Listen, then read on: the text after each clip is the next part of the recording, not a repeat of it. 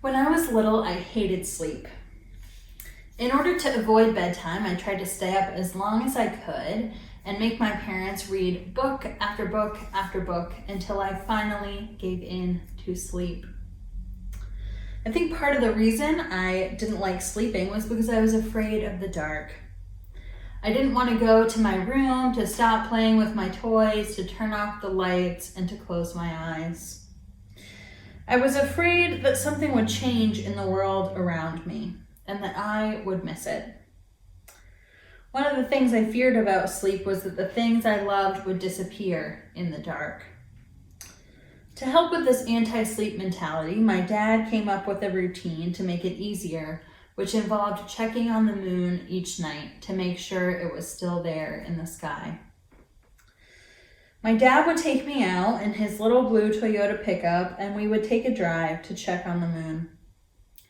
Even on nights when it was too cloudy to see, if my dad told me the moon was still there, I believed him. In those days, I thought my dad knew everything, and about some things, I think he still does. But what's funny to me now about this experience is that, of course, we can only really see the moon when it is dark. We actually require the darkness to fully experience its beauty. In this season of Advent, I am reminded again of my childhood feelings about the dark, especially as the days get shorter. And now I believe some of the most formative and celebratory experiences of our lives are marked by darkness. It is the third week of Advent, and we've lit the pink candle this week to represent joy. In the early Christian church, Advent was a time of preparation and contemplation, a time of getting ready to receive the good news of the birth of Jesus. A time of expectation and waiting, a time to deepen into spiritual practices. In congregations with a more Christian identity that I've served, the music has turned more solemn. Cindy has also been lighting the Advent wreath each week, another ritual that marks a change in time in a year when time has become kind of uncertain. The Advent wreath itself is full of symbolism. The circle of the wreath representing God's unending love for us, or we might imagine drawing the circle wide to represent the love of community. This time of contemplation, of longing and lingering in the darkness, is something I think we all desperately need. It is a time of change, of growing, of letting new things take root, and most importantly, celebrating the darkness of the season. For joy comes to us in the dark. Growing up, we had an Advent wreath, and I remember being curious about the circular shape and the different colored candles. Pink and purple, my favorite as a little girl. It sat in the middle of our coffee table, and my mom would light it, especially when we baked Danish butter cookies and decorated our Christmas tree. The little things we did that drew Christmas closer in our household. While I didn't really understand the meaning of the wreath, the fresh greenery with candles stuck inside was pleasing to me and became familiar in the same way our well-worn wooden nativity set was. And I remembered seeing the same wreath lit at the front of the church service. It was a piece of bringing church home, a little like lighting the chalice at the dinner table. As I've gotten older, I've created my own Advent traditions. We have a wreath here in our house, and I use the scraps of greenery that we trim off our Christmas tree to make the wreath and to decorate our mantle. And for the past few years now, during Advent, I reread Barber Brown Taylor's Learning to Walk in the Dark. Though it's not specifically an Advent story, something about her year researching darkness and sitting with uncertainty has continued to speak to me during this time of waiting. We live in a white supremacist culture in which darkness has long been feared, been misunderstood, been rejected, while whiteness has been worshipped in more ways than I can even name. But the way I see it, we need the darkness just as much as we need the light. For without darkness, we wouldn't be able to see light at all. In the dark, things grow slowly. Our souls need this dark time of year in order to grow. Whether our darkness is rooted in the world around us, in the literal dark, or in something more metaphorical, we need the dark just as much as we need the light. Jackie James, an elder in our movement and longtime religious educator, wrote in her 1988 sermon affirming beauty in darkness, "We must acknowledge that darkness has a redemptive character, that in darkness there is power and beauty. It is the place that nurtured and protected us before our birth. Welcome darkness. Don't be afraid of it or deny it. Darkness brings relief from the blinding sun, from scorching heat, from exhausting labor. Night signals permission to rest, to be with our loved ones, to conceive new life, to search our hearts, to remember our dreams. The dark of winter is a time of hibernation for both plants and animals. Seeds grow in the dark, fertile earth." Barber Brown Taylor, Episcopal priest turned author, speaks to this too. "We not only need plenty of darkness to sleep well, we need plenty of darkness to be well. The circadian rhythm of waking and sleeping matches the natural cycle of day and night, which affects everything from our body chemistry to our relationships.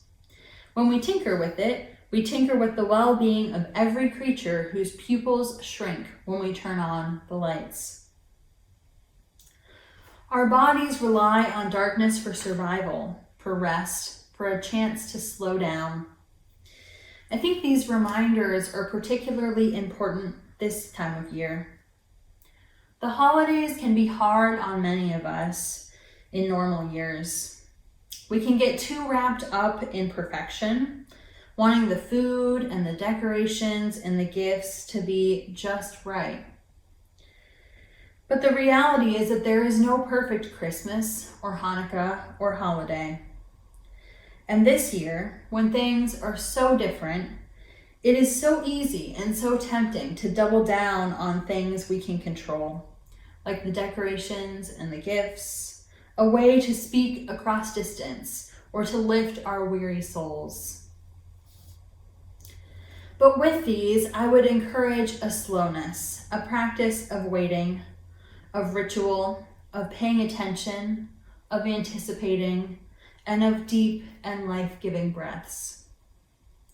I believe that joy is found most in the little things, in things we cannot buy in stores, and things we might not even be able to name. It may sound trite, but I think it's really true.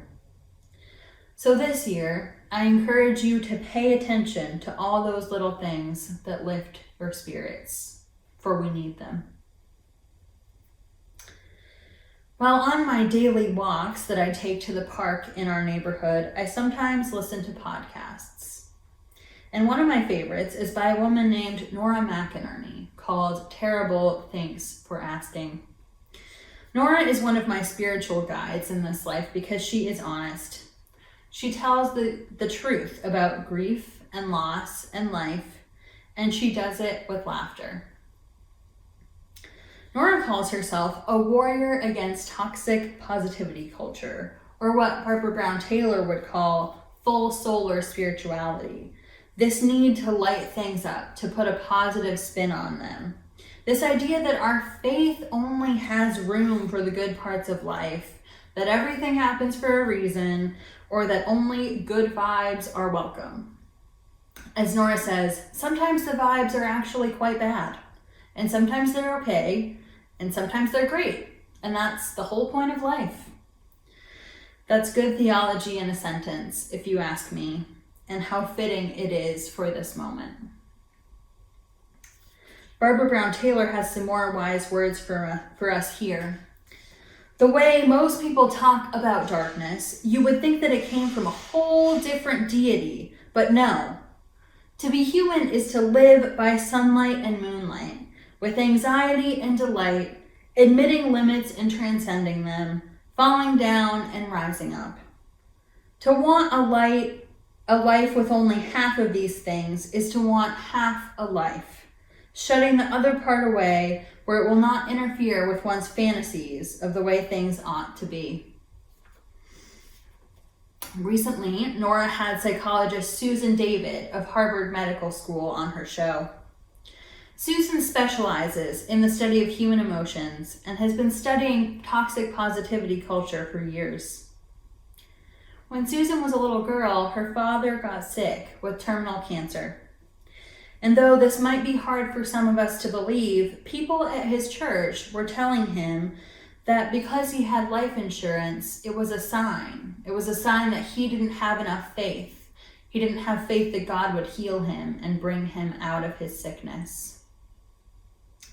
So eventually, after several weeks of pressure from his faith community, he canceled his life insurance policy. When he eventually died, Susan and her mom really struggled.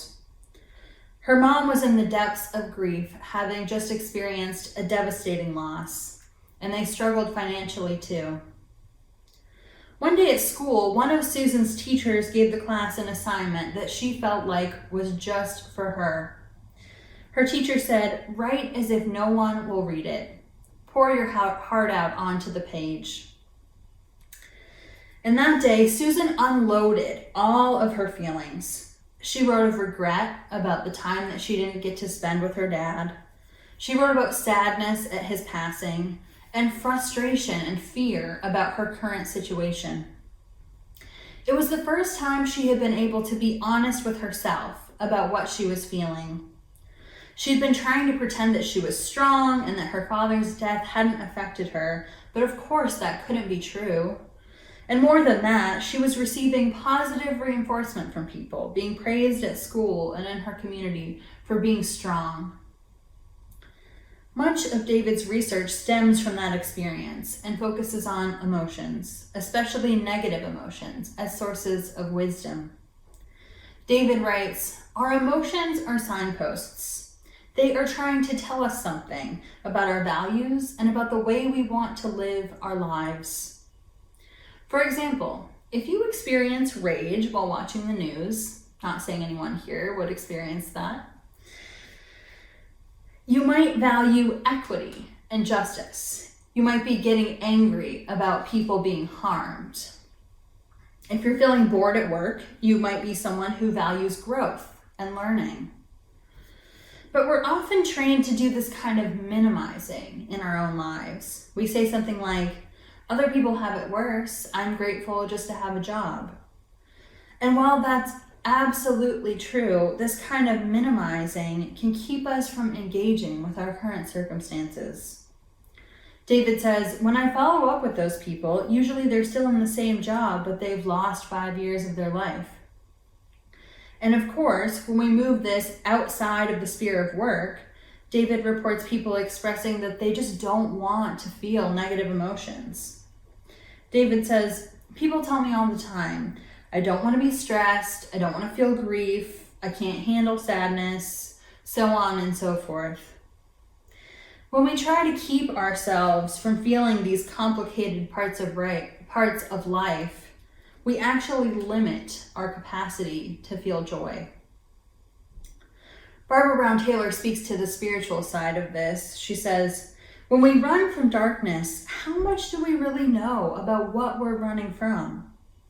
If we turn away from darkness on principle, doing everything we can to avoid it because there's simply no telling what it contains, isn't there a chance that we are running from God? As I've been thinking about all of these ideas this week about darkness and rest and the way we are held in darkness in our mother's wombs, safe before we make our way into this world.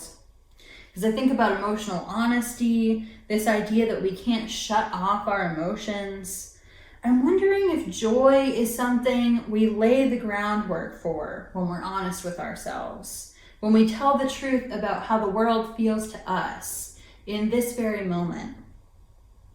I'm wondering if this year, the kind of joy we're looking for isn't the instantaneous kind, but the kind we make way for, the kind we wait for, the kind we wait months for, the kind we wear a mask for, the kind that is coming, but right now we don't know when.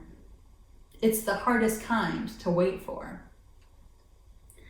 And finally, I turn back to the gospel story of shepherds out there in the dark, kind of like me and my dad in his little blue truck, looking up at the moon. The joy of the good news came first to the people on the night shift, working when no one else was awake, just trying to survive. And sometimes I think there's a joy so big it almost scares us, like the angels did to the shepherds. So this season, keep watch with me for joy that's on the horizon. And let's try to stay open to whatever might come our way. Amen.